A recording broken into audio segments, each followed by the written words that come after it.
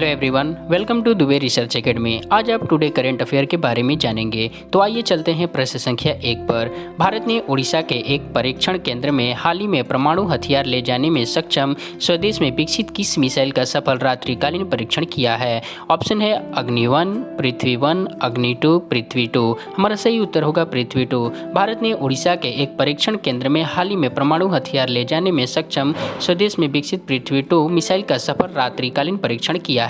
रक्षा अनुसंधान एवं विकास संगठन यानी कि DRDO ने कहा है कि इस मिसाइल को एक मोबाइल लॉन्चर से लॉन्च किया गया है जो कि 350 किलोमीटर की दूरी तक मार कर सकती है।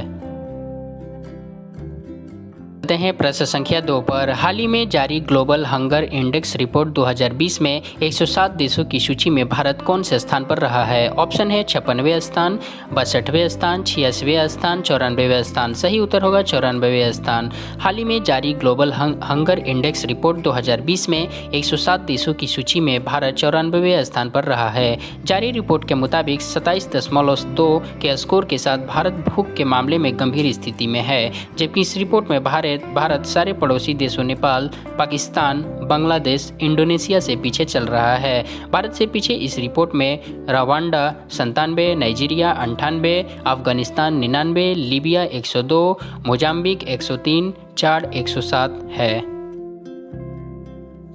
हैं प्रश्न संख्या 3 पर। योगी आदित्यनाथ ने हाल ही में मिशन शक्ति अभियान शुरू किया था। साथ ही उन्होंने अब पुलिस भर्ती में कितने प्रतिशत भर्ती महिलाओं के लिए निर्धारित की है? ऑप्शन है 10%, 20%, 30%, 40%। हमारा सही उत्तर होगा 20%। यूपी के मुख्यमंत्री योगी आदित्यनाथ ने बलरामपुर की पुलिस लाइन में मिशन शक्ति अभियान का शुभारंभ किया। साथ ही अब पुलिस भर्ती में 20% भर्ती महिलाओं के लिए निर्धारित की है। जारी किए गए अभियान से 24 सरकारी विभाग तथा अंतर्राष्ट्रीय और स्थानीय सामाजिक संगठन जुड़ेंगे।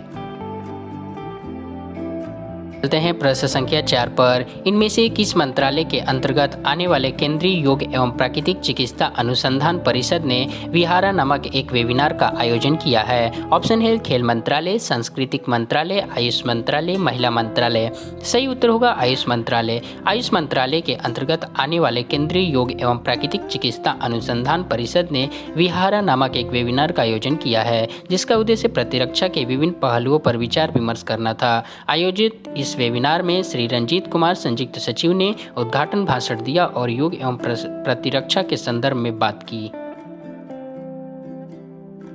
प्रश्न संख्या 5 पर। 18 अक्टूबर को विश्व भर में कौन सा दिवस मनाया गया है? ऑप्शन है विश्व विज्ञान दिवस, विश्व मानसिक रोग दिवस, विश्व रजोनिवृत्ति दिवस, विश्व समझौता दिवस।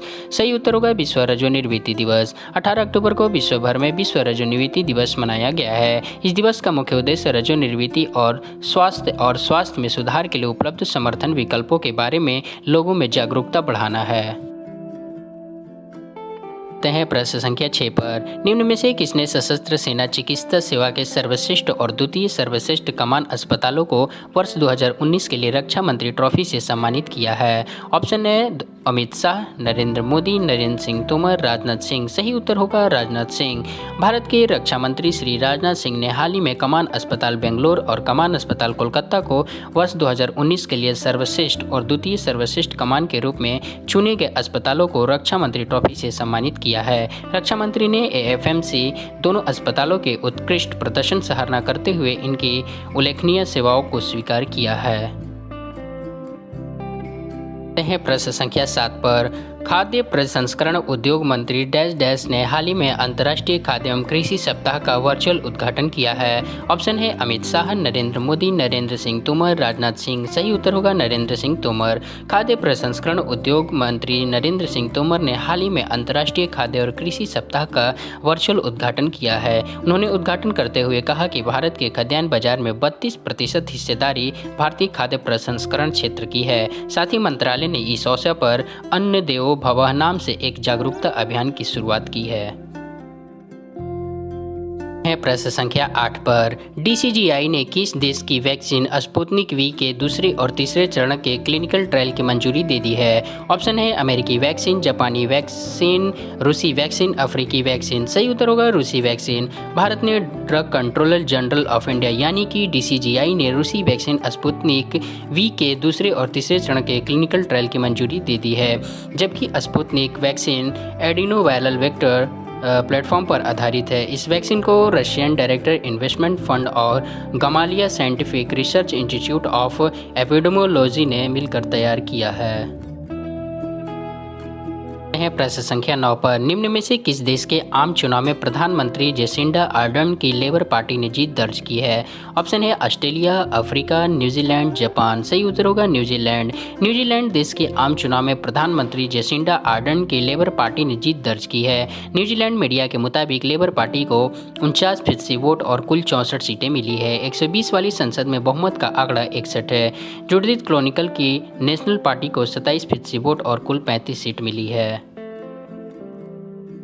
चलते हैं प्रश्न संख्या 10 पर। हाल ही में किस देश ने संघाई सहयोग संगठन एससीओ के न्याय मंत्री के वर्चुअल शिखर सम्मेलन का आयोजन किया है? ऑप्शन है जापान, चीन, भारत, भूटान। सही उत्तर होगा भारत। भारत ने हाल ही में संघाई सहयोग संगठन एससीओ के न्याय मंत्रियों के वर्चुअल शिखर सम्मेलन का आयोजित किया है। विधि और न्याय मंत्री रविशंकर प्रसाद ने इस संघाई सहयोग संगठन एससीओ के शिखर सम्मेलन को संबोधित करते हुए सबको सस्ता और आसानी से न्याय उपलब्ध कराने के लिए सरकार द्वारा किए गए उपायों की जानकारी दी है।